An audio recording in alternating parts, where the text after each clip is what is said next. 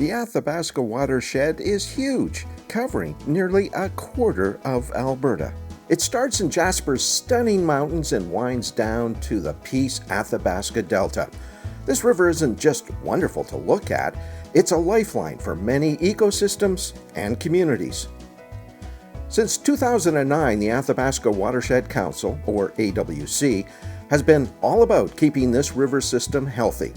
As one of Alberta's 11 watershed councils, they team up with different groups to encourage better care for the river, study it inside and out, and help everyone understand why protecting water matters. In the early 2010s, the AWC flagged the Pembina River sub-watershed as having some significant issues due to human activity. So they decided to dig into it with a detailed riparian health study. Local communities formed the Pembina River Watershed Technical Advisory Committee when the council shared its findings. This committee includes First Nations, Métis, municipalities, and other stakeholders working to tackle these challenges. The AWC has been instrumental in forming and supporting similar groups across the watershed, ensuring a collaborative approach to addressing local issues. Over 500 acres of riparian area and wetlands have been restored or protected through the Healthy Shorelines Initiative, and that's thanks to 45 landowners and 19 partner groups stepping up over the past 5 years. No matter what natural resource or environment we're trying to manage, it's all about people and communication. And what's really interesting about water is everybody uses it, everybody needs it, everybody impacts it. So if you introduce a water topic, you tend to get everybody to the table.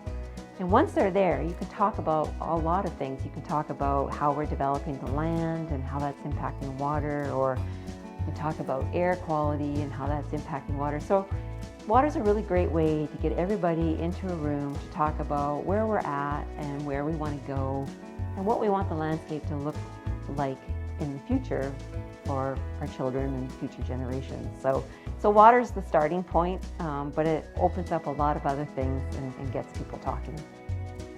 So a watershed approach is important because we may look at a river and think just of the water, but what is quite often forgotten is all the activity on the landscape ends up impacting what occurs in the river, in the water. So whether that's agricultural, urban, industrial impacts, most of those activities occur on the landscape, and those activities end up having impacts, either great or small, on the water quality in the river. So if we were just to manage just to the water aspect and forget about the landscape, we'd be missing out on about 95% of what's actually could be impacting the water. Riparian areas are a big deal. They help with everything from flood prevention to drought resilience. Local farmers and ranchers are crucial in making restoration projects work, and groups like ALICE have played a key role in making it all happen. Yeah, so ALICE works with agricultural producers to produce ecosystem services that kind of benefits the whole community and landscape. So anything from planting shelter belt trees to riparian health management to water quality to biodiversity type projects. And a lot of what the Athabasca Watershed Council does is come and help with projects that are related to anything water related, obviously. But that can vary in terms of what the scope of the project is about. So anything from drought and flood mitigation to adding biodiversity to improving water quality. Those are the type of projects that we work on together. A lot of times on the landscape, what that equals to is fencing off riparian areas and putting in offsite waters, as well as doing tree planting projects along riparian areas to increase biodiversity. You know, the funding is nice. You know, they help fund this project here, and you know, I certainly appreciate that and the input they have. I'm a firm believer that these projects should be done regardless of who's funding them.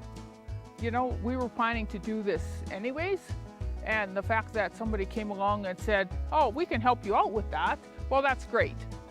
Well, some people would say they don't really help your operation any, but they do. I would just say it. Let's put it this way: it helps to keep the water in the lake and in the creek cleaner, because then the cattle don't access to the creek or to the lake directly. And I've seen, especially on dry years, where the cattle will spend too much time in the lake just to get a drink of water, and it doesn't look very good. And it's public relations that we do some of these projects. It's people don't think that the cow should be in the lake at all or in the water at all. So it's definitely not just for us. I mean, we could just say, well, forget about everybody else, but that's not the case. I mean, we try to be good neighbors, good stewards of the land, and even the water resources to try and keep them clean. You can only do so much, but I mean, if you can keep the cattle right out of the lake or out of the creek, it makes a big difference to the quality of the water. Much of this progress would not have happened without funding. Programs like Alberta's Watershed Resiliency and Restoration Program and companies like Pembina Pipeline Corporation make these projects possible. The Athabasca Watershed Council proves what happens when communities work together. By pitching in, we're protecting the Athabasca River and ensuring it stays strong for the environment, our communities, and the economy.